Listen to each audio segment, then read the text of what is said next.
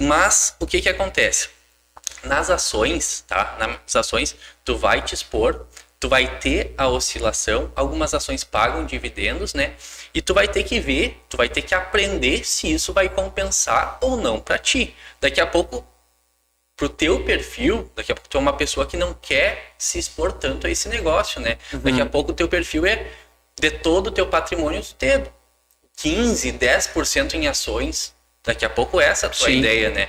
Então vai variar de pessoa para pessoa. Mas o objetivo, tá? O objetivo é sempre buscar uma rentabilidade maior. E essa rentabilidade, ela não vem de um mês para o outro. Ela não vem nos 3 primeiros meses, não vem no primeiro ano.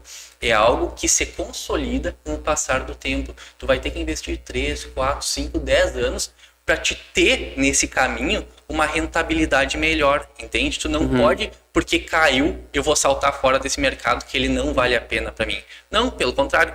Quando caiu, é o momento de tu aportar mais um pouco, desde que a tua ação, a ação que tu escolheu, o fundo imobiliário que tu escolheu, continue com as mesmas análises que tu fez antes, ou melhores, né? Tu vai aproveitar que ele vai estar abaixo do preço. Mas tu sair no mercado numa ocasião de baixa, aí tu termina com a tua rentabilidade e aí de fato tu deveria estar na poupança mesmo. Tu dilapida o teu patrimônio de forma muito mais rápida, né? Se tu for aquela pessoa que se assusta, né? Tu tem o emocional, eu acho que é muito importante para o investidor de ações.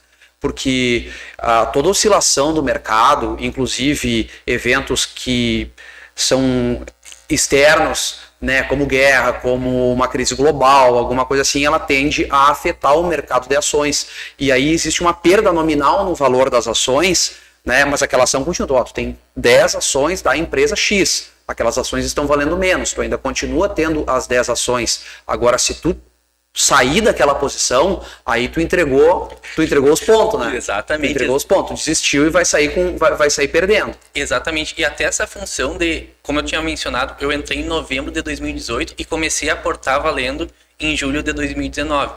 Então, eu comecei bem aos poucos, porque nesse caminho, até para ti ir te controlando, para ti ir te conhecendo como investidor ou especulador, enfim, para ti te conhecendo, porque tu vai ver que tu vai colocar R$200 um dia, e no dia seguinte, daqui a pouco tem 190, 180, 170, daqui a pouco tem 210, 220.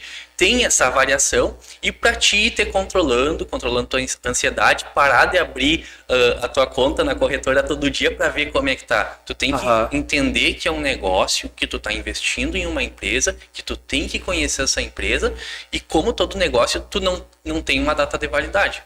É que nem casar, né? Tu não casa pensando na separação. Tu compra uma empresa, tu te torna sócio, esperando que aquilo dure o máximo possível. Então, sim, toda vez que tu compra uma ação, tu te torna, de certa forma, a nomenclatura é diferente, é um sócio, mas que não tem poder de voto, não tem poder de decisão, não tem poder sobre deliberações no conselho.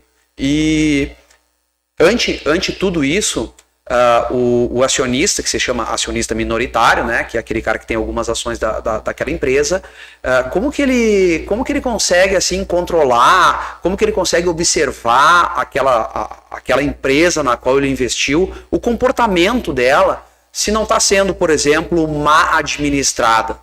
Tá, boa pergunta. O que acontece hoje em dia? As empresas, normalmente, pelo menos as que eu invisto, quando tem uma assembleia, né, eles enviam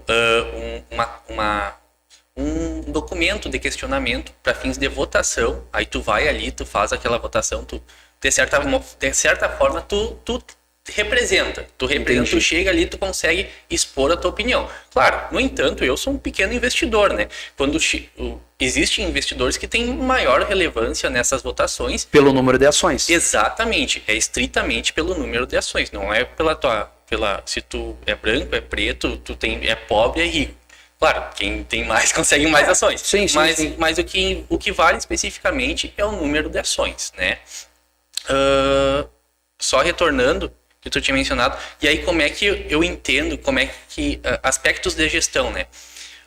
É muito de tu buscar insights, é muito de tu ver o site da empresa, entrar em contato com a relação com investidores, que normalmente uma empresa listada na bolsa, ela tem menuzinho ali que diz RI, relação com investidores.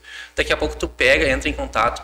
Olha, eu sempre fui bem recebidos pelo RI.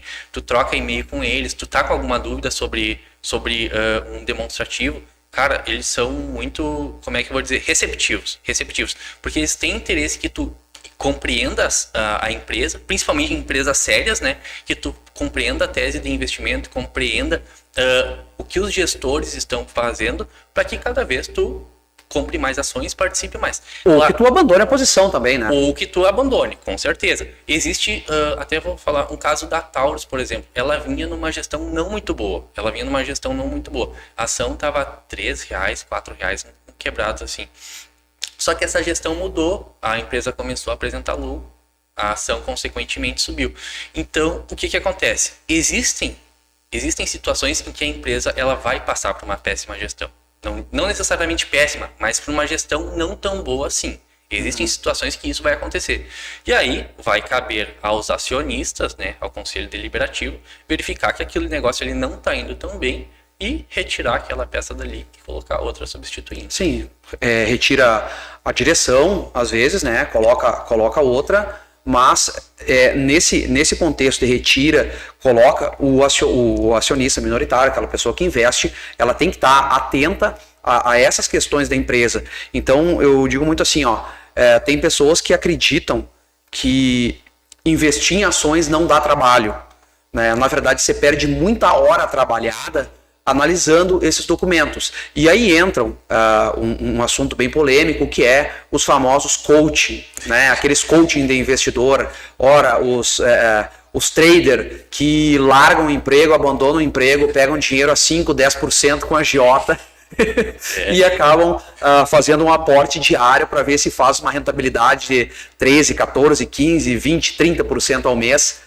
E o que tu tem a me dizer sobre essa situação do mercado? Porque muitas vezes os influenciadores acabam colocando o pessoal numa enrascada, e eu gostaria que tu falasse mais sobre isso. Tá, o que acontece? Normalmente quando tu investe em ações, tu vai para duas tribos, né? Normalmente, ou tu é holder, que tu investidor de longo prazo, tu compra, às vezes tu compra e vende, mas não com frequência, tá? Ou tu é trader ali, que tu faz, como é que eu vou dizer assim, negócios rápidos, né? Tu faz negócios rápidos ali que visam daqui a pouco liquidar uma posição no mesmo dia, né? O meu entendimento sobre isso, tá? E esse é o meu entendimento, é algo pessoal. Eu não vejo como um negócio viável. Por quê? Menos de 10% do pessoal que entra nessa, como é que eu vou dizer, nessa sistemática de investimento consegue sair dali com uma lucratividade. Porque tu vai estar disputando com outras pessoas iguais a ti, que elas estão vendo, fazendo uma análise gráfica, muitas vezes uma análise técnica, né? Ou informação privilegiada, que isso daí é uma coisa que de fato acontece, né? E vai quem tem mais acesso e quem não tem, né? Mas eu pessoalmente, eu não pegaria dinheiro emprestado para fazer trade de ações. É a economia, né? Exato. É as tuas economias, ou seja, tu tem uma disciplina de fazer o dinheiro sobrar no final do mês, estudar o mercado de ações, estudar as empresas que tu vai investir, aportar um recurso que não vá comprometer a tua sobrevivência ou não vá te colocar numa enrascada, ou seja, um estudo, a persistência e saber a hora de entrar e saber a hora de sair. Exatamente. Por exemplo, cada ação e cada fundo imobiliário eu faço uma revisão semanal nele, tá? Cada pessoa, claro, analisa do jeito que quer, mas eu faço uma revisão semanal. Por quê? Eu separo um valor, tá? Quando me sobra ali o valor do mês, eu separo esse valor, divido ele no número de semanas do mês. Bom, vamos dizer que eu tô com X ali, vai ter 4 semanas, é X dividido por 4. Então, cada semana, no domingo, eu invisto um pouco em criptomoeda, na segunda-feira eu invisto um pouco em fundo imobiliário e na quarta-feira eu invisto em ações. Não me perguntem como, mas esse é o meu método de organização que eu consegui conciliar e dar certo. Sim, até porque tu trabalha no escritório de advocacia, tu tem imobiliária, né, tu tem uma família e aí tu escolhe... Porque às vezes o trader, né, acaba trabalhando 14, 15 horas por dia, trabalha mais, né, e ganha menos que se estivesse trabalhando... Exatamente. Aí é que entra aquela questão, né, do que é renda passiva e o que é renda ativa. Um trader, normalmente, ele trabalha na questão de renda ativa. Ele tem que estar analisando graficamente a situação daquela ação para ver se ele vai entrar ou vai sair, enfim, né? Mas o que eu vejo retornando a isso, o que eu vejo muito é o pessoal muito enganado, sabe? Olha um anúncio legal ali no YouTube, alguém chegando de carro. O influenciador. O influenciador chega de carro, diz que faturou não sei quanto, a ação dele subiu 400%. E aí tem muita gente que daqui a pouco ela tá numa situação não tão boa, ou tem não digo ganância, mas quer crescer de uma forma um pouco mais rápida, e ela acaba entrando. Tá buscando um atalho. A pessoa que tá buscando um atalho. Exatamente. Ela entra nessa jogada aí, ou ela acaba vendendo curso para outras pessoas, ou ela acaba perdendo dinheiro no mercado de capitais. Porque existe pessoas que estão há mais tempo, e que nem eu falei, tem pessoa que ganha dinheiro com isso, mas a grande maioria perde. Alguém tem que perder no jogo. Alguém tem que perder no jogo. E normalmente é o pessoal que entra, é o pessoal mais novo que entra. Quem está mais tempo ali, já entendeu como funciona a ferramenta, ela vai conseguir levar as moedas desse que tá botando aos poucos, né? Sim, né? Eu vi hoje uma entrevista no Twitter e era um podcast também, em que um veterano do mercado de ações que trabalhava no pregão do Rio de Janeiro, né, na época que tinha as ligações, os telefonemas, aquela loucura toda na bolsa, e ele falou o seguinte, que lá todo mundo era ladrão. Ele falou bem, essa aí foi a palavra, quer dizer, tu não podia acusar o outro de ladrão, que tu também era. Ou seja, eles recebiam uma ligação para comprar 200 mil ações da Vale. Recebiam essa ligação. Bom, então o que eles faziam? Eles compravam 10 mil antes de comprar as 200. Você entendeu? Então eles tinham aquela informação privilegiada, eram corretores, né? E recebiam uma ordem para comprar 200 mil ações da Vale. Mas como eles tinham aquela informação privilegiada, isso aí, digamos, a bolsa abria às 10, ele comprava 10 mil primeiro e depois ele comprava 2 mil ações. Então é o tipo do trader que funciona, né?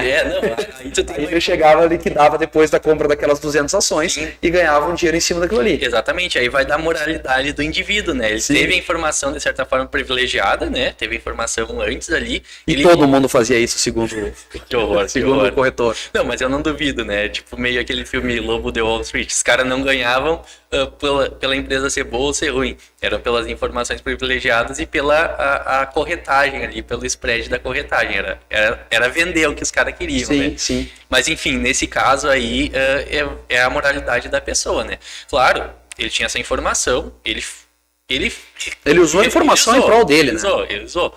E com certeza, daqui a pouco, um volume alto, uma empresa pequena, daqui a pouco pode jogar o preço da ação lá em cima e essa pessoa se beneficiar com uma venda rapidinha também, né? Sim, e nesse mercado de ações, onde tem o primo rico, onde tem o... cita mais uns dois aí. Tá, tem o primo rico, tá? Que logo que eu comecei, de fato, eu pegava e seguia o cara, assim. Pra aprender, eu seguia um pouco de cada, né? Tinha o primo rico, o Bruno Perini, que eu acho que é um cara bem sério. Tem um cara que é o Gustavo Cerbasi, ele é um cara muito sério. Ele trabalha com planejamento financeiro de famílias, tá? Não só ações. Então ele é um cara que regula toda a tua vida financeira, como indivíduo ali, como família. Augusto Bax, já seguiu? Já. Tem um monte de gente boa. Mas também tem um monte de gritão ali que só quer vender vídeo. Um dos problemas que eu vejo, tá? E que eu não acompanho tanto alguns desses influenciadores, dentre eles o Primo Rico, porque eu entendo que, de certo modo, ele utiliza os telespectadores dele como uma massa de manobra para compra de ações. E esse é o meu entendimento, eu posso estar equivocado. Tá? Não, esse também é o entendimento da Comissão Monetária de Valores, que é a CVM, que começou agora a lançar um olhar sobre esses influenciadores para ver o quanto que eles estão sendo honestos na manipulação do mercado. Exatamente, então eles pegam, fazem um vídeo assim: bom, Felipe, eu vou comprar a ação X porque eu entendo que ela faz muito sentido para minha carteira. Ele fala mais ou menos assim.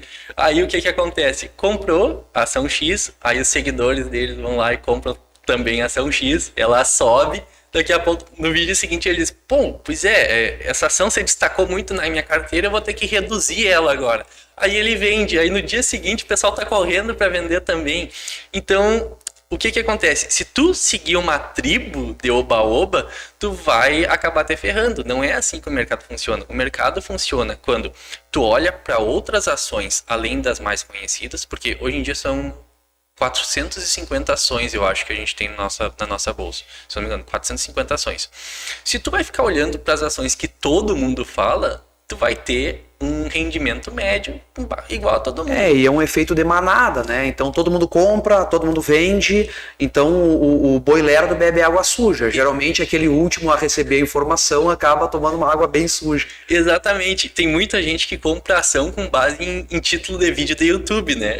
Comprei ação X na minha carteira. Aí o pessoal vai lá e compra também. Mas o que eu tô dizendo é o seguinte, tem mais de 450 empresas, né?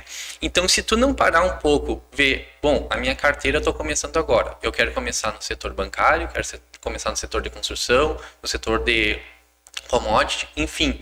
Eu vou ter que fazer uma pesquisa um pouco mais fundo se eu quiser entrar com seriedade. Claro, de fato, às vezes tu vai aportar numa empresa que de fato é falada. Isso daí é normal, acontece, mas o problema é quando tu monta a tua carteira com base em outros investidores, única e exclusivamente nisso. Tu não fez estudo nenhum, tu não sabe nenhum site para pesquisar sobre uma ação, mas tu tá comprando. E sobre uma empresa, né? Exatamente. Né? Porque teve um tempo para se investir em commodities, por exemplo, que foi na época da pandemia. Eu acho que quem investiu, porque acho que isso aumentou muito o preço, né? Então talvez aquelas pessoas ali que investiram no tempo certo bem. As que chegaram depois provavelmente não tiveram a mesma sorte e a informação chega tarde. Na questão que tu falou agora sobre o primo rico, é mais ou menos aquela questão do ladrão que eu estava falando lá atrás do Pregão do Rio de Janeiro. Quer dizer, só que agora o caminho está inverso. Ele sabe que alguém vai comprar 200 mil ações e aí ele compra 10. E agora ele faz o seguinte, ele compra 10 e influencia um monte de pessoas a comprarem 200 mil ações. Exato. E depois ele consegue vender as ações por um preço muito melhor. Então um bom trader, eu acho que é o trader influenciador. Eu acho que os outros, os traders influenciáveis, eles têm que estudar um pouquinho mais. Exatamente. Não, e pior que o cara hoje, ele tem um baita de um patrimônio, não desmereço de maneira nenhuma, né? Enfim, mérito dele, da maneira que ele conseguiu. No entanto, ali, no começo, eu entendia que daqui a pouco o cara ele era mais humilde, mais realista, assim. Do meio, ele começou a manobrar o pessoal e depois, agora na parte final, ele tá voltando, assim, mais pra realidade que ele daqui a pouco tomou. Eu vi ele conversando com o Barsi, né? Um carregão da CVM ali, daqui a pouco ele, opa, isso daqui que eu tô fazendo não tá tão legal assim. Isso, ele já é um cara consolidado, mas claro. Eu tenho minhas dúvidas. Se ele ganhou o dinheiro dele no mercado de ações ou se ele ganhou o dinheiro dele influenciando. Boa pergunta. É uma incógnita, né? Boa pergunta. O que é minha concepção? Ninguém enriquece investindo em ações. Repita. Ninguém enriquece investindo em ações. Repita. Não, o que acontece? No Brasil, pelo menos com a pouca experiência que eu tenho, tu enriquece ou tu atinge um padrão de vida um pouco melhor se tu empreender, se tu trabalhar sério e se tu empreender. É isso que tu faz tu ganhar dinheiro. É o setor de serviços. Daqui a pouco também, enfim, é renda ativa. É tu trabalhar, é tu desenvolver algo.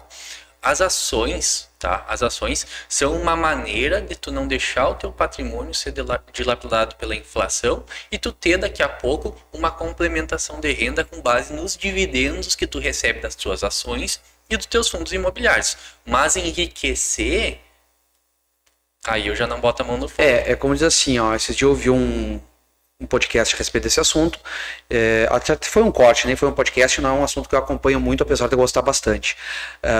O cara disse assim, quantas pessoas tu conhece que enriqueceram investindo em ações? Quantas pessoas tu conhece que enriqueceram investindo em criptoativos? Quantas pessoas tu conhece que enriqueceram empreendendo? Então parece que o caminho mais óbvio, né, é o caminho realmente da empresa, do trabalho autônomo. Esse daí é o caminho para enriquecer.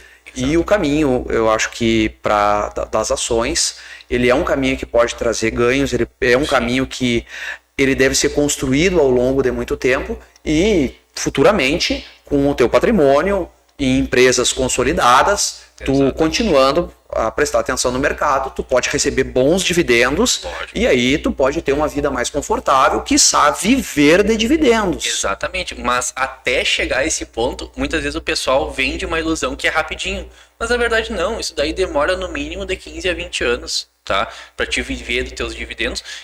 baseado, fora, tu tem que ver qual é o teu padrão de vida, né? Qual o gasto Sim. mensal que tu tem para esses dividendos cobrirem esse teu padrão de vida e qual é também os teus aportes.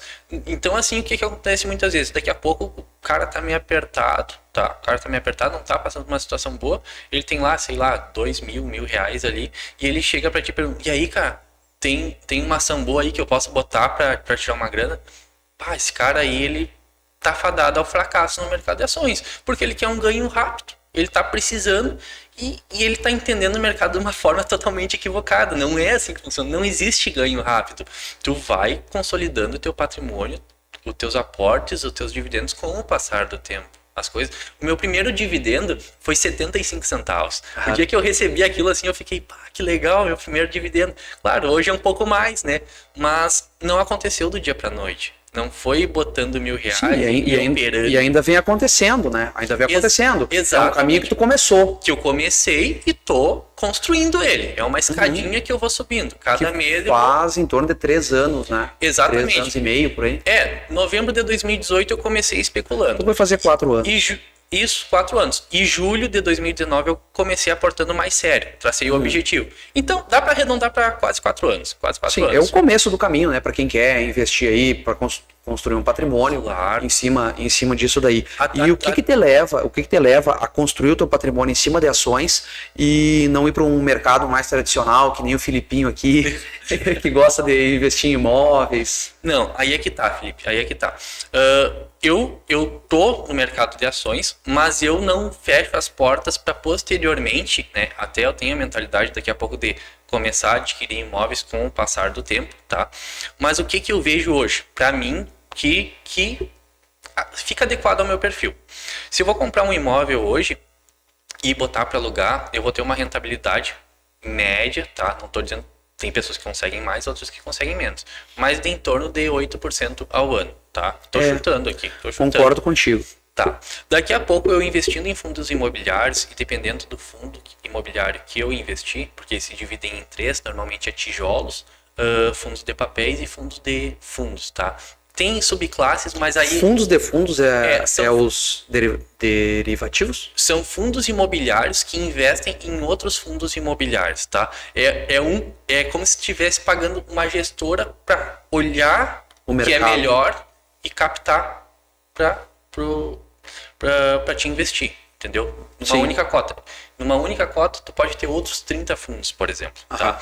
Mas, em resumo, eu tenho essas 3 classes e daqui a pouco, com os meus investimentos, eu consigo tirar mais que 8%. E meus dividendos, 8% anual, tá? Não é ao mês, sim, tá? sim. Mais que 8% anual e é isento de imposto de renda. Já no caso de aluguel de um imóvel, tu vai ter que pagar o imposto de renda. Então, para hoje para mim, os fundos imobiliários faz mais sentido. Mas eu não descarto comprar um imóvel posteriormente e colocar para até porque quando você fala em investir em imóvel, tu vai comprar um terreno, vai construir, ou tu vai comprar já um imóvel pronto, tu nem sempre consegue fazer isso aí com menos de R$200 mil, por exemplo, enquanto no mercado de ações tu consegue fazer com R$200, R$2.000, começa a investir... Quer dizer, tu não precisa guardar um tempão na poupança, né? Exatamente. Guardar 5, 6 anos daquele dinheiro para depois ele começar a render alguma coisinha. Exatamente. Né? Muito bem colocado. O que acontece? Hoje tem fundos imobiliários que tu consegue comprar com R$10. Tem ações que tu consegue comprar com R$10. Eu, particularmente, para quem está começando, eu sugestiono comprar fundos imobiliários, porque todo mês vai cair alguma coisinha na tua conta, vai cair um farelinho na tua conta. Que tu pode aportar de novo se não estiver precisando. Exatamente, que tu pode reinvestir esse dinheiro. A oscilação do fundo imobiliário, ela não é tão grande que nem das ações, tá? As ações oscilam mais que fundos imobiliários.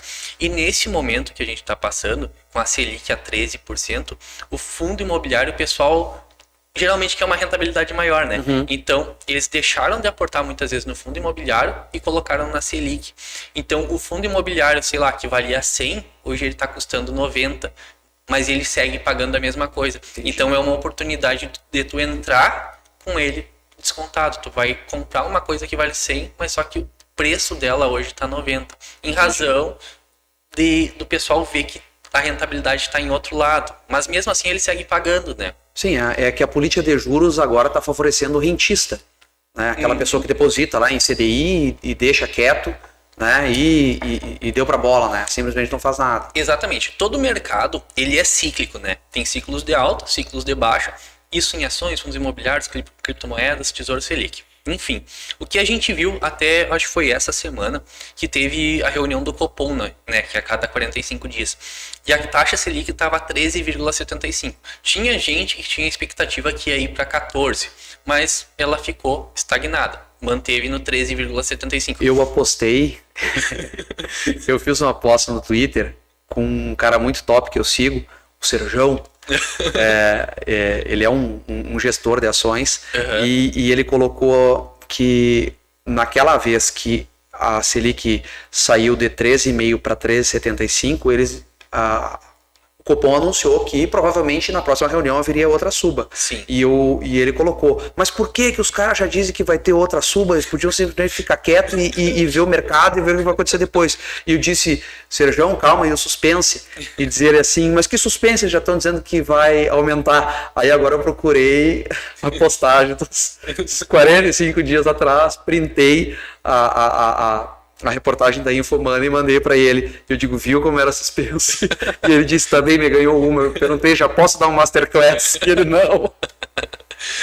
Não, pior que é bem assim, São ciclos, né? Eu entendo na minha humilde ignorância, né? Ninguém sabe tudo, tá? Se eu soubesse, eu saberia o número da Mega Sena e não ia estar investindo em ações.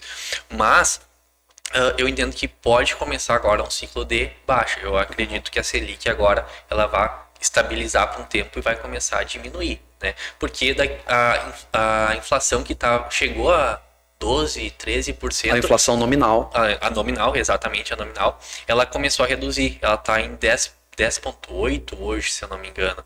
Então eu acredito que porque a Selic é um meio ali de tentar controlar a inflação. Exatamente. Então, como ela deu uma recuada, eu acho que o pessoal da Selic vai manter daqui a pouco por mais 45 dias. E depois, se a inflação for diminuindo, eles vão diminuindo a Selic também. E o movimento que vai acontecer, acredito eu, é o pessoal voltar a aportar em fundos imobiliários e até mesmo em propriedades físicas, em imóveis mesmo, né? Uhum. Porque muita gente deixou de comprar um imóvel físico, né? Para deixar na Selic, porque daqui a pouco, que nem a gente conversou, o imóvel estava mais ou menos 8%, a média de pagamento, mas tu tem ali 13,75%, tu vai ficar nos 8 ou vai nos 13%, né? Então, a questão do imóvel, muitas vezes que você investe em imóvel, eu como investidor de imóveis, eu tenho que colocar isso daí, né? Porque às vezes a inflação, ela ajuda o investidor de imóveis, porque o terreno passa a valer mais, a edificação fica mais cara para construir, então a pessoa que iria construir, ela pensa assim, poxa, e se eu comprar pronto? Então se tu comprar pronto agora, tu vai pagar mais caro do que quem construiu há 2 anos atrás. Então muitas vezes a inflação, ela acaba, de certa forma, com o imóvel tu acaba de certa forma não ganhando dinheiro, tu acaba se protegendo um pouquinho porque ele acompanha a suba. Até porque tem um ditado assim, como é que é? Quem compra terra não erra. Quem compra terra não erra, e também tem outra assim, compre terras, pois Deus não fará mais delas, né? Quem comprou. Mas o que acontece? Eu não sou contra, na verdade, comprar imóveis, muito pelo contrário.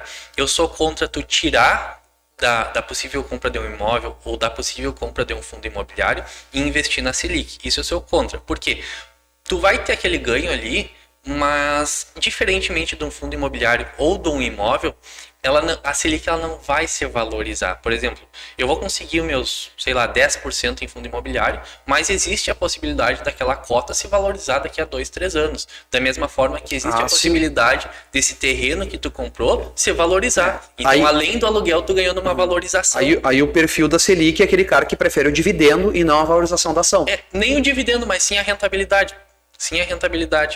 Né? Então, a Selic ela vai estar estagnada. Ganhou dinheiro quem tá no ano passado, né? Quem no ano passado colocou a grana e chegou nos 13,75. Mas se tu entrar agora e ela cair, tu vai perder dinheiro. É essa a realidade. Perde a rentabilidade. Exatamente, né? Tu vai perder a rentabilidade. E dificilmente num banco, numa instituição financeira que vai te pagar a taxa Selic, ele não vai ter que cobrar uma taxa para administrar isso daí. Às vezes uma taxa assim, por exemplo, olha, Ou a taxa é em dinheiro mesmo, ou a taxa é um período de 90 dias, por exemplo. Olha, tu vai colocar teu dinheiro aqui, tu só vai poder tirar daqui a 90 dias. Isso aí tem muito também, né? Exatamente. O pessoal cobra muita manutenção, né? Tipo, investe aqui nesse título do banco. Eu acho que hoje, acho que hoje os bancos não estão calando tanto a unha no pessoal, porque o acesso à informação é maior, né? E aí também entrou a XP, entrou outras...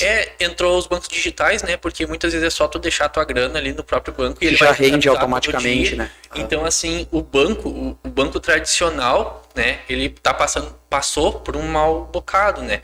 Porque veio outros players ali, veio outros jogadores e peitaram ele dizendo, não, investe aqui com nós, a gente vai te dar uma rentabilidade muito melhor que tu tá recebendo aí. Mas ainda assim, o pessoal mais conservador, ou o pessoal que não tem daqui a pouco o acesso tão grande à informação, continua com os bancões, né? Que a gente chama os bancões ali.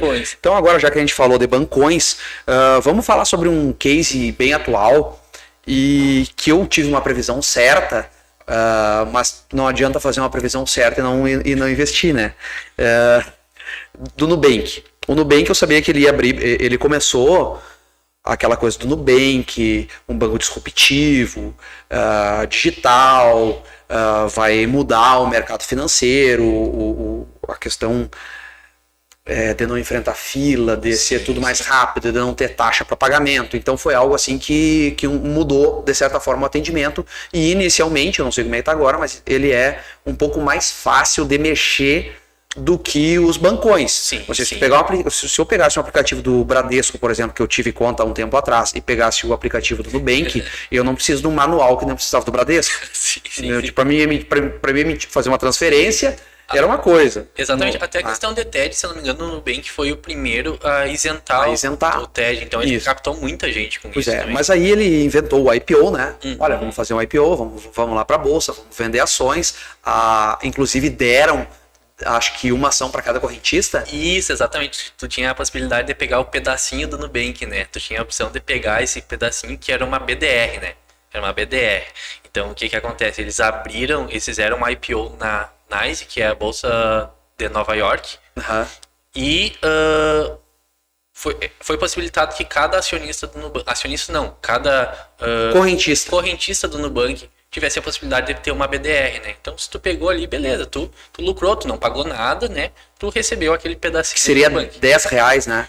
Isso, que ele entrou como R$10, chegou a 12 e pouco e hoje está... Então foi essa a previsão que eu fiz. Foi essa previsão. Olha, ele vai entrar, ele vai largar na bolsa, muita gente vai acreditar e vai investir, então vai valorizar a ação e na hora que valorizar tá na hora de vender. E era esse aí o trader, era uma semana para tradar.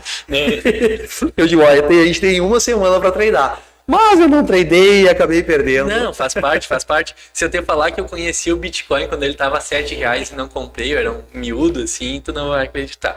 Mas enfim, exatamente. Exatamente. O Nubank, ele é uma situação que até eles mencionaram agora que estão se retirando da Bolsa de Valores aqui do Brasil. E aí a alegação deles é que eles querem enxugar os gastos, né? Eles querem focar na Bolsa de Nova York. As BDRs ainda vão continuar aqui na Bolsa do Brasil, mas, como é que eu vou dizer? A estrutura deles vai ser retirada do Brasil, porque a CVM solicita que tu tenha uma certa estrutura, que tu cumpra alguns requisitos para que tu tenha os teus ativos listados aqui. Tu tem uma BDR hoje de nível 13, ela vai passar para nível 1. Então, na verdade, é uma troca assim que o o investidor da BDR do Nubank, ele não vai sentir diretamente, tá? Não vai sentir diretamente. É uma estratégia do banco de eliminar gastos.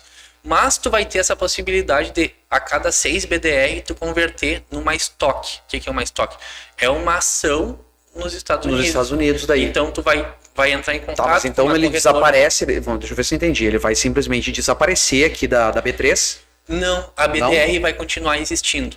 Pelas informações que eu tenho, tá? A BDR vai continuar existindo, só que o meio de comercializar ela vai ser por um terceirizado. E eles querem recomprar essas ações? O que eu imagino, nesse presente momento, eu acredito que não. Se eu fosse eles, se eu fosse da gestão, na verdade, eu acredito que eu até compraria. Que aí tu vai pegar a parte parte do volume da empresa de volta para ti, entendeu? E ela tá num valor abaixo. Sim, mas é que eles lançaram as ações a R$10 e eles vão comprar agora a 2,50. Tá 4, eu acho. Tá 4? 4,40. Fui muito duro com eles. É uma perda de 50%, Não, 60%. Perderam 70%. Os acionistas perderam 60%. Quem comprou a 12 perdeu 70%. Sim. Né? E o pessoal muitas vezes de fato se empolga. Aí é que entra a questão de tu fazer um valuation da empresa, de determinar o valor de uma ação. Mas isso aí, sim. Só mais uma colocação. Conclua. Só concluir. O que acontece? O Nubank, ele vinha apresentando perda, né? Ele não dá lucro. Ainda hoje ele não dá lucro. Tu tem Quem investe no Nubank, que eu imagino que foi uma expectativa. Caso, tu tem uma expectativa, principalmente na base dele, na quantidade de clientes que ele tem, né? Então, o momento... E o Nubank, ele já vem apresentando uma série de coisas, tipo... como é que eu vou dizer? Seguro de vida, empréstimo. Então ele já está se adaptando para começar a pegar um lucro desses clientes. Agora ele não está dando tudo de graça como ele fazia antes. Ele está tentando reduzir os prejuízos dele. Mas isso é uma coisa para longo prazo. Porque tudo tem um custo, né?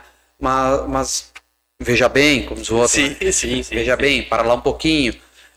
Essas ações que eles venderam a R$10 quando eles lançaram ali, que ela chegou aí a R$12 e agora eles talvez recomprem elas a R$4, vai deixar a imagem deles um pouquinho manchada. Tanto, né, quanto as reportagens que saíram na época da remuneração ou da possível remuneração dos diretores em função de resultados que teriam com a venda de ações. Exatamente. O que acontece? Essa possível remuneração, tá? As stocks, as ações americanas do Nubank, deveriam chegar num patamar X. Se eu não me engano, era $30 cada ação. Eu acho que hoje está em torno de 5, tá? Então, assim, eles teriam que ter atingido uma meta, ou seja, o valor da empresa teria que ter batido X para eles fazerem jus a essa remuneração. Mas, claro, eles ainda assim se remuneram de uma maneira bem... Claro, de uma maneira bem alta. Mas o que eu acredito que essa notícia tenha decepcionado muitas pessoas, e principalmente influenciadores, é que quando eles atingirem um valor X, eles poderiam pagar os acionistas. Sim. Poderiam dar dividendos para os acionistas. E ao invés de dar dividendos para o acionista minoritário, eles vão lá e se remuneram. Eles se anteciparam. Eles se remuneram. Né? Então isso daí foi alguma coisa assim que eu acho que os acionistas começaram a observar. Disse, não, peraí, eles estão ganhando tudo isso aí de dinheiro e ao invés de pagar dividendos, eles vão remunerar o diretor da empresa? Sim.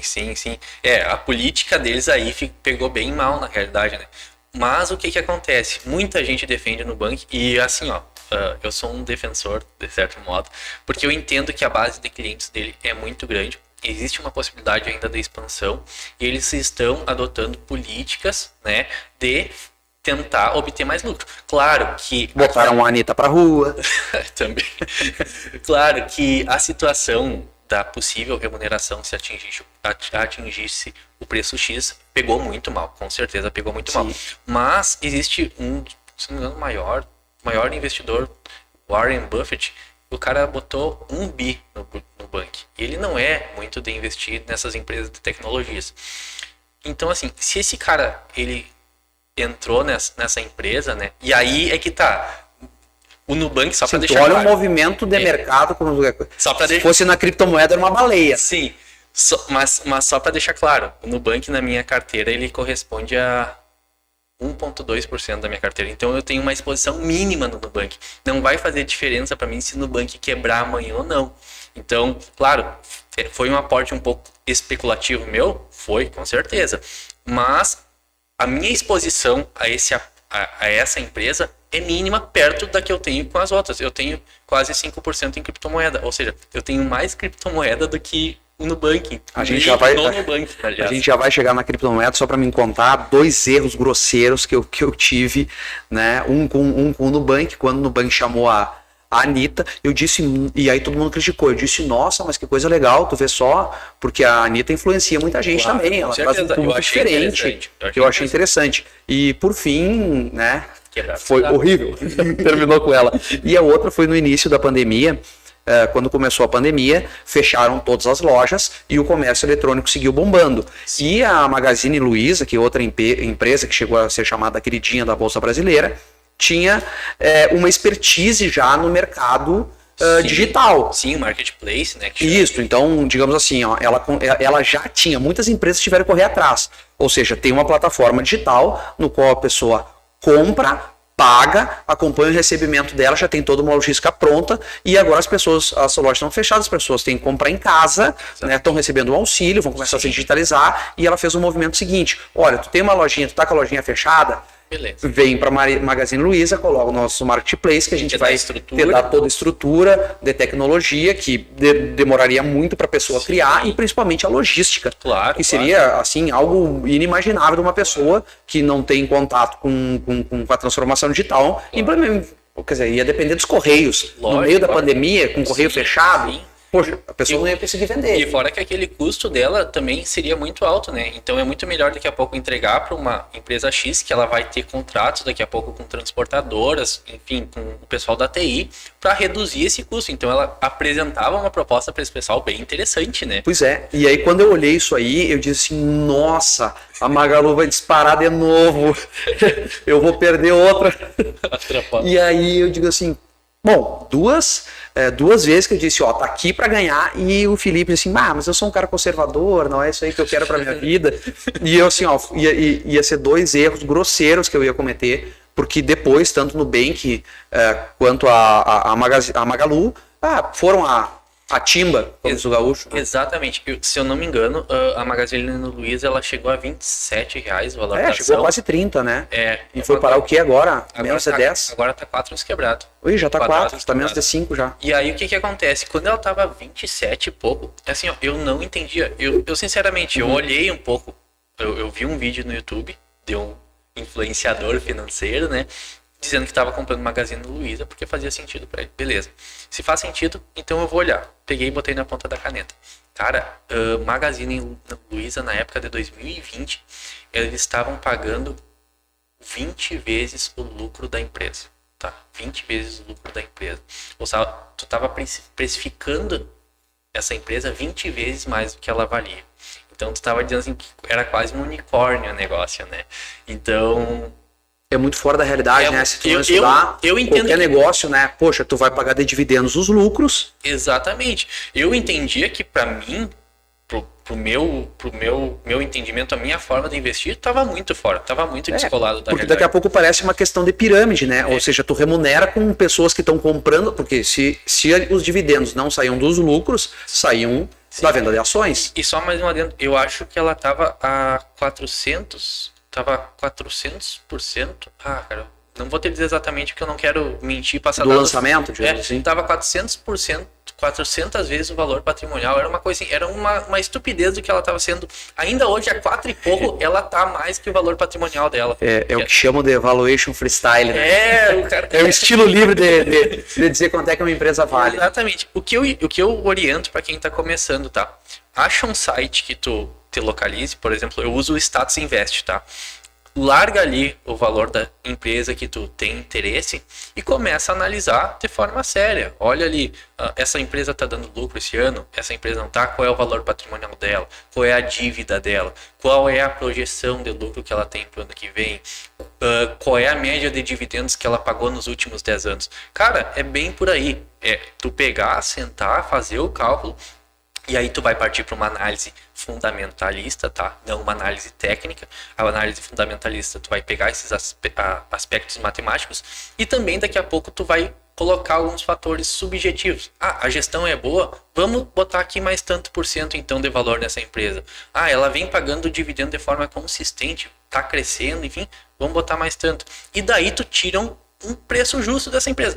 Porque assim, ó, se o cara chegar para ti, Felipe, eu sei exatamente qual é o valor da empresa X. Cara, não tem isso. Existe assim, ó, N maneiras de calcular um valor de uma empresa. Cada um tem uma forma. E lá pelas tantas você descobre assim uma externalidade da empresa, como assim, ó, bom, aquela empresa provocou um dano ambiental, alguma coisa assim. Fato e aí, político. Cara. Isso, um fato político. Então tem bastante coisa, né? Tipo, a Magalu chega lá e você dizer que é socialista desde os 10 anos de idade. Quer dizer, aquilo ali foi Foi uma coisa assim. Bom, mas a gente tá em quase 1 hora de podcast. Claro, cara, tá louco. E a gente tem muito mais para falar do mercado de ações aqui, só que a gente vai ter que fazer um corte agora. Se eu soubesse, não tinha nem criptomoedas. Mas agora vamos falar, né? Como diz o saudoso Renan Calheiros, nosso político honesto, né? O senhor investe em Bitcoin e criptomoedas? Não, em criptomoedas? Eu invisto em criptomoedas, O que acontece? Que nem eu falei para ti, em algum momento eu quero me expor na parte de imóveis, tá? Mas enquanto isso não acontece, eu vou me expondo a outros negócios. E outros negócios para mim são daqui a pouco criptomoedas também. Então, minha carteira, tá? Que nem eu falei, eu tenho 5% da minha carteira em criptomoedas. Se der uma queda muito alta, claro, eu vou perder. Mas não vai ser uma perda que me tira do jogo. Então, tu tem que te expor um pouco. Então, dos 5% da minha carteira em criptomoedas, hoje eu tenho 48% em Bitcoin. Tá? Desses 5%, 48% é Bitcoin, 40 e poucos é Ether, né? E o restante são shitcoins. São altcoins. Não, o restante é altcoins, que eu acho que eu tenho agora eu não vou saber te dizer, só eu posso olhar aqui. Mas enfim, eu tenho 40 em Bitcoin, 40 em 90% Ether, 10 em altcoin e 10 em shitcoin, que é shitcoin. Porque tu tem que botar um pouquinho fora, porque imagina só, tu dá um boom naquela moedinha, né? Dá um boom naquela moedinha e tu tem Dogecoin. É que assim, tu tem que te possibilitar o erro também. Tu tem que errar um pouco, não é botar dinheiro fora, né? Mas tu tem que arriscar um pouquinho, tu tem que se expor ao erro. Porque senão daí porque nessa exposição daqui a pouco tem uma possibilidade boa de rendimento que pode dar um up na tua carteira. Rendeu, é aquela moedinha que tu não acreditava, rendeu horrores, cara, vende mais da metade daquilo, porque tu sabe que aquilo não vai durar por muito tempo. Daqui a pouco aquele protocolo ali não é tão firme, não é um negócio tão sério, né? É um boom de momento, né? Ela oscila muito mais do que qualquer ação, né?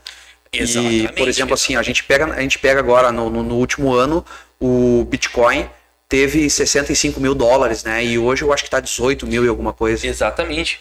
A título de reais, ele teve 320 mil reais, eu acho, e hoje ele tava 98 mil reais. Ou seja, quem investiu a 320 perdeu 2/3 do que investiu. Do patrimônio. Então, aí é que tá. Tu vai ter que se... Desculpa, do que investiu, do patrimônio, se tivesse investido tudo em criptomoedas. Isso, exatamente. O que acontece? Na minha mentalidade, tá? A exposição tem que ser gradativa, tá? Então, não adianta tu tentar achar o furo da fivela. Bom, eu vou comprar aqui, vou investir 5 mil aqui, porque aqui eu acho que é a baixa, e quando der alta, esses 5 mil vão se transformar em 15. É o maldito trader, né? A gente não odeia eles, tá? A gente só não gosta. Meu Deus, os traders vão matar o cara. Mas, o que acontece? Na minha opinião, é muito melhor tu fazer uma exposição gradativa toda semana, ou todo mês, ou a cada 15 dias, tu ir comprando, porque aí o que acontece? Tu faz preço médio de mercado. Então, aquela pessoa comprou a 320 mil e não seguiu comprando, tá? Ela tá com um negativão ali. Ela tem uma queda de 70%. Mas daqui a pouco eu comprei um pouco a 320 mil, tá? Mas eu também fui comprando quando ela caiu.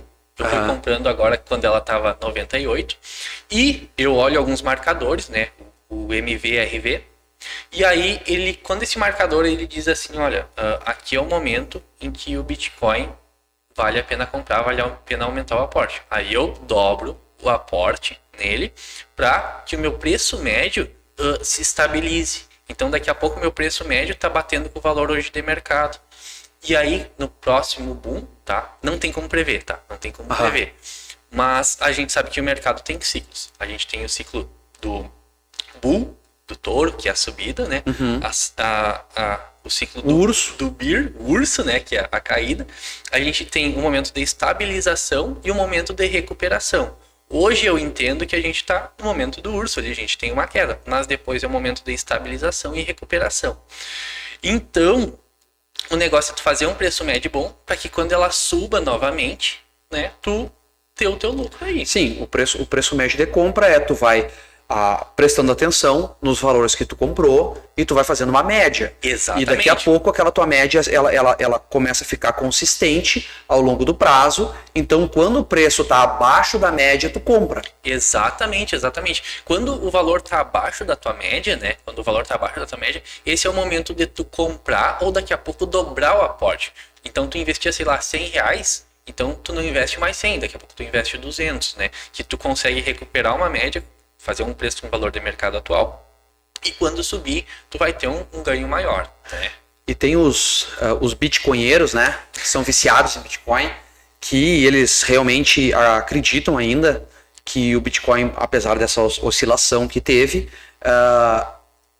é um protocolo melhor, um sistema melhor, um sistema fiduciário, diferente do sistema fiduciário, né, da moeda que é controlada pelo governo, pela questão da escassez, né? Muitos dizem assim, desliga a impressora, né? Porque o governo, ele quando quer colocar mais dólar, mais reais no mercado, ele emite título da dívida pública, ele pega o dinheiro daquelas pessoas, né? Para você ter uma ideia, por exemplo, hoje se o Brasil precisar de dinheiro, a gente vai chegar em 6,4 trilhões é a nossa dívida. Então, ano que vem, independente se o Lula ganhar ou o Bolsonaro ganhar, provavelmente serão emitidos mais títulos da dívida pública, que é um cheque que a pessoa, que o governante, né, que ele pega o nosso talão de cheque e aí ele diz assim, olha, eu vou te dar esse cheque aqui para 2065. A gente já está mais ou menos nesse prazo. E aí tu me dá o teu dinheiro agora que eu vou emprestar, vou fazer um auxílio, vou investir em saúde, educação, ou vou distribuir privilégio aqui, emenda parlamentar, orçamento secreto aqui para mim agradar a companheirada. E aí o seguinte, essa impressora de dinheiro baseada no endividamento é algo que não acontece nas criptomoedas, principalmente no Bitcoin.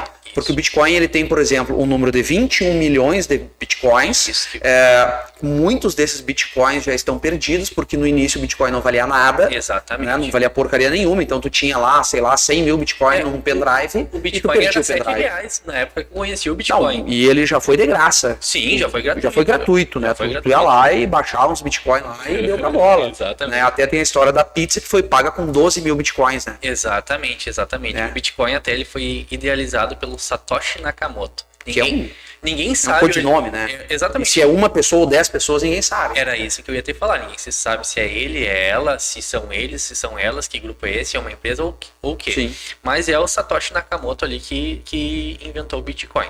O Bitcoin ele é muito objetivado, tá? Porque ele é uma moeda descentralizada. Que nem tu mesmo mencionou, o governo não pode chegar ali e fazer um confisco.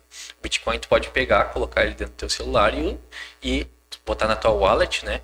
E ninguém vai tocar nele, a não ser que tu passe ali as palavras secretas, né? Que tem todo um ou aparato, 12 ou 24, dependendo da code, né? Exatamente, tem todo um aparato de criptografia ali para evitar que alguém te tome, mas também tu tem que ter todo um cuidado para te não perder, né? Tu pode também deixar numa exchange, que é numa corretora, um banco de criptomoedas. Exatamente, tu pode deixar ali e tu pode travar aquela moeda ali para te ganhar um farelinho, tipo um jurinho dela por ano, tá? O Bitcoin ele remunera muito pouco porque, como tu mencionou, agora em 2024 ele vai fechar os 21 milhões, tá? Porque tem halvings de mineração. Não, mas eu acho que ele demora muito tempo agora, porque ele vai ser minerado 99,9% e aí ele vai demorar mais uns 100 anos para o 0,1%. É uma coisa assim ridícula, né? Porque, tipo, com o passar do tempo, ele vai chegar nos 21 milhões em 2024, se a gente arredondar. Mas a questão é que ele é uma moeda deflacionária, né? Quem tiver vai ter. Sim. E quem não tiver, enfim, é mercado, oferta e demanda, né? Bom, tu quer Bitcoin? Bom, não se produz mais. Eu tenho aqui. E se eu quiser te vender, eu vou te vender, portanto, se tu quer comprar, tu paga isso, se não quiser. E até digamos, a finalidade do Bitcoin nem seria trocar por dólar, né? Seria trocar por produtos, serviços e mercadorias e instituir uma nova ordem financeira baseada na escassez. Exatamente. Porque tu tira o poder do governo em gerenciar aquele ativo, né? Sim, em gerenciar o coisa. Por exemplo, tu pode movimentar Bitcoin. Se tu movimentar só Bitcoin, ou seja, eu faço um serviço e eu recebo em Bitcoin, por exemplo, o governo, isso aí não passou numa conta da qual o governo tem acesso. Não, de maneira nenhuma, de maneira nenhuma. E o Ether, tá? O Ether, a plataforma Ethereum, surgiu mais ou menos tipo Bitcoin. O Vitalik, que é um cara que tem 28 anos hoje, é um gurizão. Ele jogava um jogo que ainda é jogado, que é o World of Warcraft, o WoW que chama. E aí ele produziu um item lá no personagem dele, era uma arma, não sei se ele comprou, ele achou que era uma arma muito boa e, enfim, ele tava tendo uma certa vantagem. Aí a produtora do jogo foi lá e disse: me dá essa arma pra cá porque tu tá tendo vantagem sobre os outros. Irado com essa situação, ele pensou: cara, ninguém tem o direito de tirar o que é meu. Uma ideia não anarquista, né, mas libertária, né? Ninguém tem o direito de tirar o que é meu, porque eu comprei isso daqui, eu produzi, enfim. Então ele criou a rede Ethereum, em que existem contratos inteligentes, né? Então, por exemplo, hoje a gente vai apostar na loteria, tá? Tu vai ali na lotérica, tu compra, tu pega uma fichinha, fazem o sorteio, tu viu que tiraram o teu número, tu vai na lotérica de volta no banco, tu recebe o prêmio e é passado por uma conta tua. Na plataforma Ethereum, não, é diferente. Vamos supor que tu comprou esse ticket, é feito o sorteio e já vai direto para tua conta se tu foi sorteado. Então tem todo um contrato inteligente que movimenta esse mercado sem a necessidade de uma intervenção, de certo modo. Então não haveria uma governança, não tem um governo ali para verificar se, não, me dá um pedaço aqui. Sim, olha, a gente vai verificar se isso aqui é bem assim, e aí a gente vai tirar um pedacinho para nós aqui. Exatamente. Sim, o contrato inteligente, ele se cumpre automaticamente. Né? Isso, para ver assim, alguns requisitos ali, ele se cumpre. Exatamente. Isso aí. Bom, ele passou por uma atualização agora, mas foi bem recente, acho que foi essa semana. Foi, que é o The Merge, né, que é a fusão. O que acontece? Um dos problemas que a gente tem, né, da mineração é que tu precisa de placa de vídeo, de computador ali para fazer essa mineração de criptoativos. O Ether, né, a plataforma Ethereum, ela tem uma plataforma e ela paralelamente vinha construindo outra, para te ver a inteligência dos caras. Paralelamente ela vinha construindo outra. De maneira que nessa semana eles integraram as duas, eles fizeram a fusão, merge, que é a fusão, né? E aí o que acontece? A mineração não vai ser mais por meio de computadores, pelo que eu entendi, tá? Não vai ser mais por meio de computadores, por placa de vídeo, esse tipo de situação. Ela vai ser por meio de staking, que tu vai deixar as tuas moedas na plataforma lá e elas vão ser, de certa forma, remunerando, minerando, né? De acordo com a inflação da moeda, né? De maneira que, tipo, ela se estabilize. Então, a redução de gasto energético para a produção do Ether caiu 99,5%. Tu entende? Claro. O impacto ecológico que isso acontece. Que de certa forma, né, se algum ambientalista, alguma pessoa que é mais ligada ao meio ambiente, fosse comparar qual das duas comprar, que são as duas as mais conhecidas, né? Sim. Bitcoin e Ethereum, e o Bitcoin sofre uma certa resistência em função disso, sim, né, pelo gasto energético. Então, se a pessoa é mais ligada a essas questões de meio ambiente, acaba indo pro Ether para ficar, digamos, com a consciência um pouquinho menos suja. Exatamente, mais ou menos por aí mesmo, mais ou menos por aí. Sim, o Bitcoin, eu vejo ele como uma questão bastante inteligente, porque ele acaba, de certa forma, ele inflaciona ao passo que as outras coisas passam a ter uma deflação. Se a gente fosse ver que o Bitcoin vai substituir a moeda fiduciária, vai substituir o dólar, vai substituir o real. Tá. Ou seja, a moeda a moeda Bitcoin sempre tem a tendência de se valorizar. Por exemplo, se agora a gente vai pegar o SAT, né? O SATs ali. Um SAT é a fração decimal de 8 casas depois do zero do Bitcoin. Né? Então tu tem um SAT e hoje eu acho que ele bate com o erro. Ele bate assim, ó, R$1, eu acho que dá para comprar uns 10 mil SATs, eu acho. Tá, eu não me lembro a questão numérica exatamente. Isso. Mas a questão toda é que o Bitcoin, ele vai naquela premissa básica da economia, né? Que é oferta e demanda.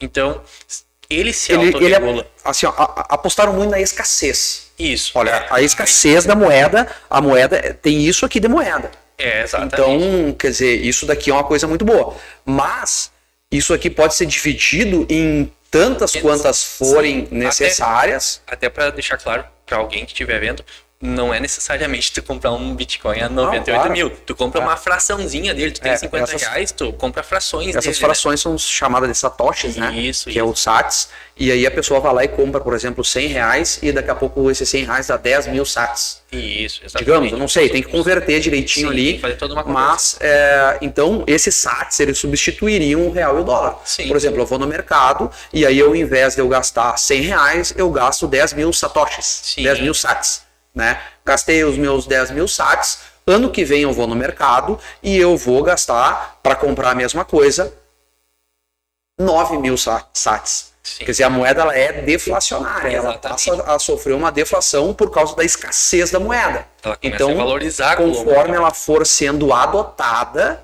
né, ela vai comprando mais coisas. E até teve um país que tentou. Assim, em tese, né? Em tese, né? Isso aí na tese funciona Na teoria, muito bem. ótimo. Teve até um país que tentou implementar o Bitcoin. É El Salvador? Eu acho que é El Salvador mesmo. Só que eles não tiveram muito sucesso. Então, o que eu acredito? Daqui a pouco o El Salvador ele não estava numa situação econômica que a aceitação do Bitcoin ia ser de maneira escalável ou estável, né? Daqui a pouco, eu não sei como é que é a economia de El Salvador, mas daqui a pouco eles estavam num momento crítico que eles pensaram que vamos adotar o Bitcoin como uma maneira de... Na verdade, eles não adotaram o Bitcoin. Sim. Eles têm a moeda deles, mas eles pegaram o Bitcoin como uma moeda de curso livre. Sim. Então eles começaram assim, olha, a gente vai criar aqui o sistema de pagamentos do Bitcoin. Sim. E aí todo o pagamento que for feito com Bitcoin para comprar um produto, para comprar um serviço, taxaram em 10%.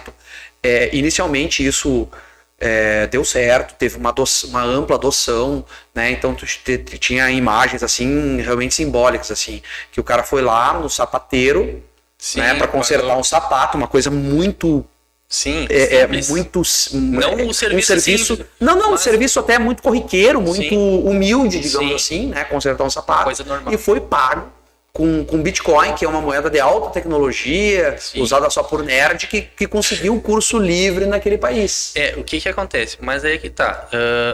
O pessoal, eu acredito que o pessoal ainda não tá plenamente educado para fazer a utilização do Bitcoin, tá? Principalmente para guardar o Bitcoin. Exatamente. Eu acredito que o pessoal não tá educado para isso ainda. E isso daí vai avançar do tempo da mesma maneira que os bancos digitais começaram a avançar, mas isso daí tem que ser de maneira gradativa, até para não criar daqui a pouco aquela mesma questão. O pessoal comprando a 300 mil e agora tá valendo 98 e o pessoal com as mãos na cabeça, tipo, não sei o que fazer. Então é mais ou menos por aí. Eu não acredito que o Bitcoin vá ser adotado por países como uma moeda, porque é como eu te disse, o país ele precisa emitir dívida para se manter. Sim. Essa é a...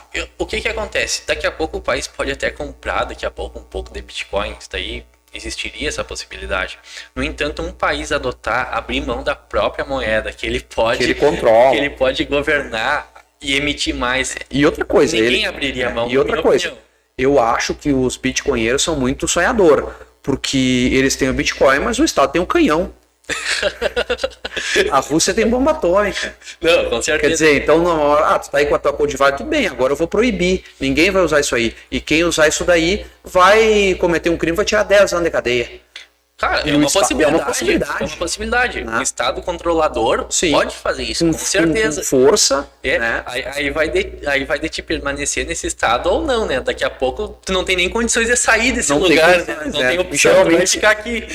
Geralmente se fazem isso, constroem um muro. Exatamente, tu vai ter que ficar aqui. Mas a ideia é a descentralização. Tá, a ideia é descentralização.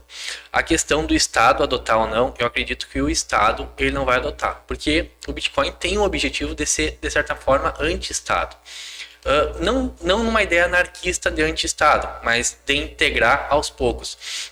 E essa integração ela não vai acontecer agora tão logo. Eu acredito assim, ó, que possa ser uma moeda de curso livre, mas nessas moedas elas têm alguma coisa muito diferente em relação à cultura, na qual as pessoas não estão acostumadas. Exemplo, eu hoje perdi o meu celular, por exemplo, numa hipótese, perdi o meu celular, ali tá os aplicativos do banco com o meu dinheirinho lá.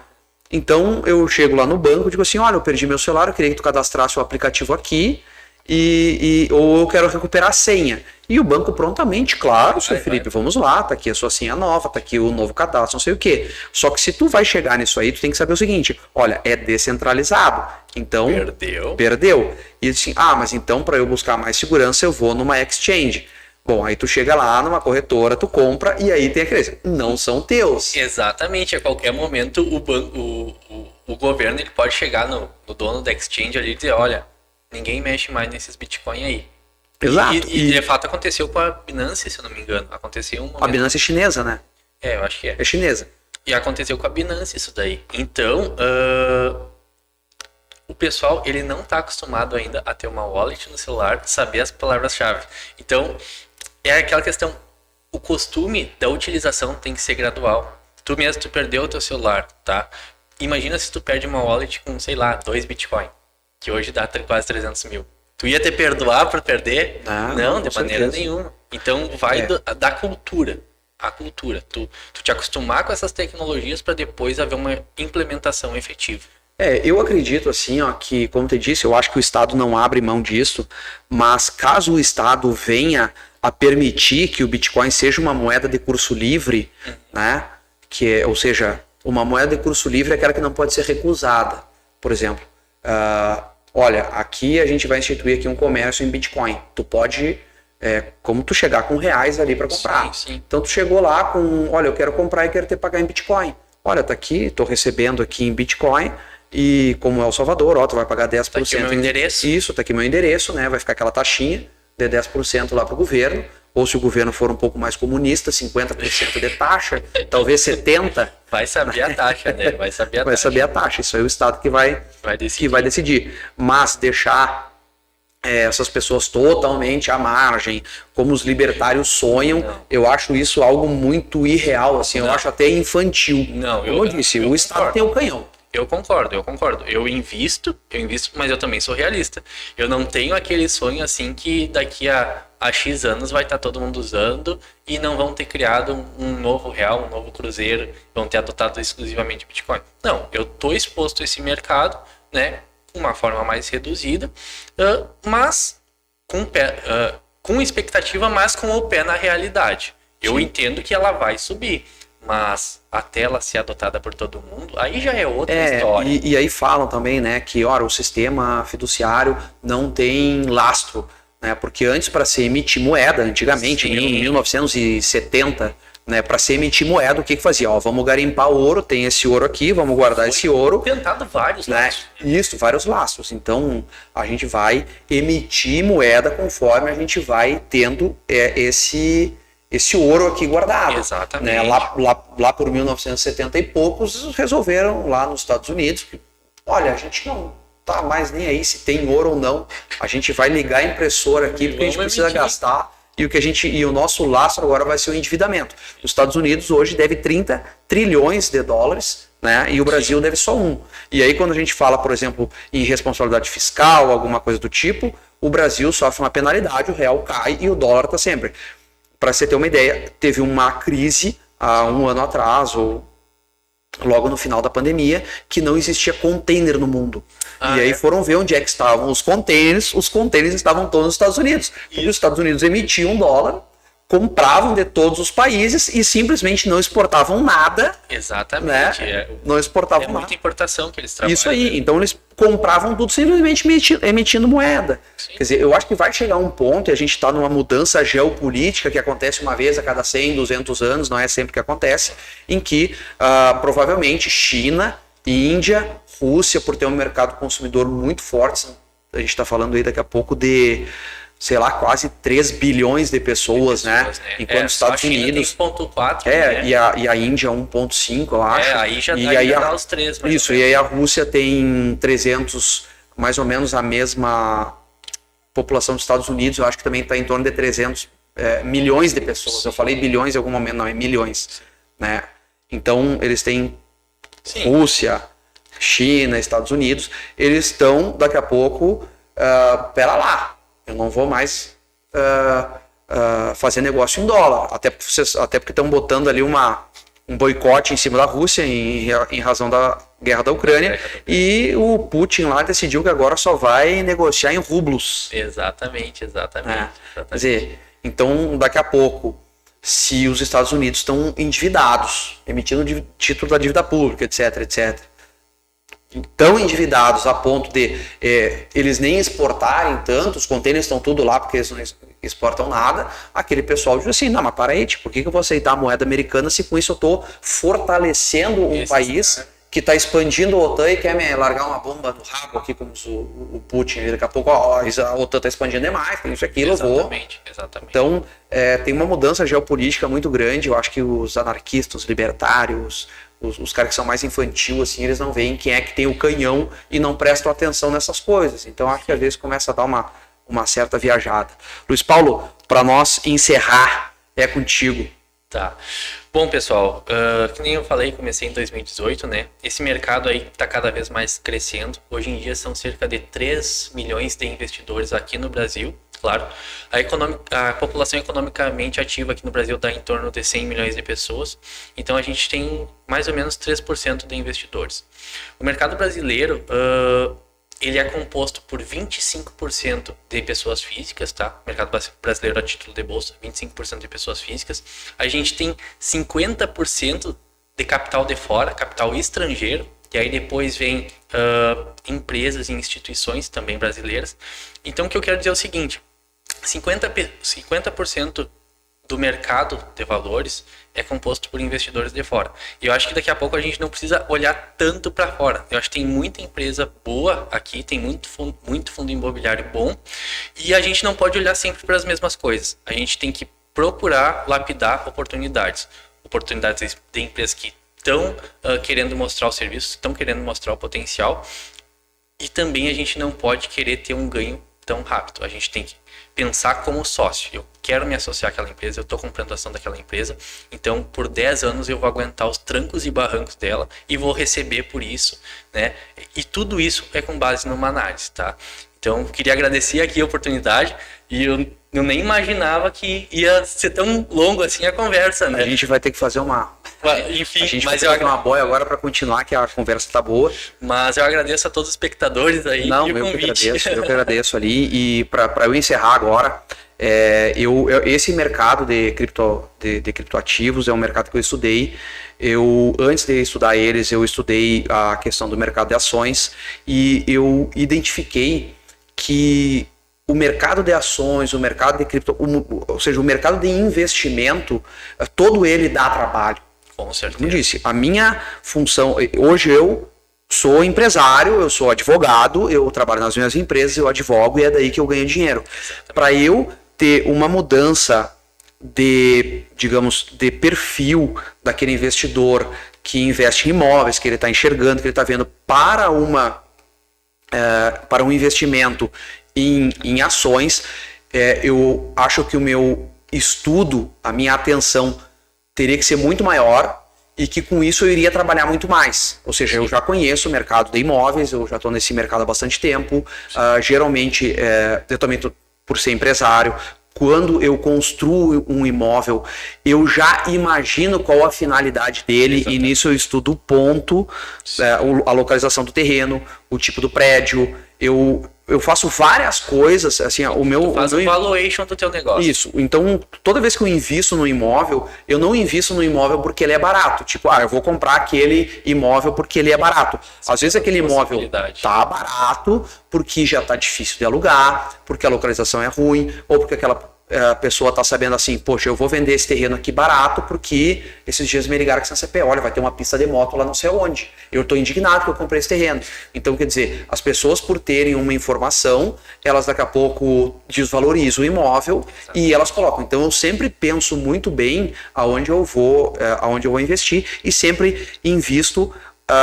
Eu vou investir num prédio comercial. Beleza. Qual tipo de comércio que que cabe nesse lugar. Aqui Exatamente. cabe uma prestação de serviço, bom, então não precisa ser num lugar tão movimentado. Não, aqui é um comércio, né? Compra, estoca, entrega. Exatamente. Bom, aqui tem que ter trânsito de pessoas. Então eu sempre procuro estudar muito bem o investimento. Para todas as pessoas que acham que as coisas acontecem de forma milagrosa, de que, olha, Não. olha só, ele ficou rico. Digamos assim, ó, o Luiz Paulo daqui a 10, 15 anos, tomara, o Luiz Paulo ficou rico, tu vê só, 20 anos ficou rico. Quer dizer, teve um estudo em função disso. Não, com certeza. Né? Tudo que tu constrói, tudo que tu constrói tem toda uma sorte que é séria por trás. Tu te dedica, tu estuda. Que nem tu mesmo falou, tu não pensa no valor, mas tu pensa naquilo que pode rentabilizar, né? Então qualquer negócio que tu for fazer, seja comprar imóveis, seja comprar ações, tu estuda, cara. Esse aí, o fundamento do investimento são horas de estudo. Tu tem que saber os fundamentos daquilo ali para te chegar ao ponto de tu investir. E alguém diz assim, pô, mas tu teve sorte, né? Tu alugou rápido. Ah, não, com certeza. Eu investi num caco, eu investi numa porcaria. Né? Eu comprei um terreno lá no sei lá aonde eu investi numa porcaria. É por isso que eu tive sorte. Tá bem, pessoal? Valeu. Então tá, muito obrigado. Até a próxima. Até mais.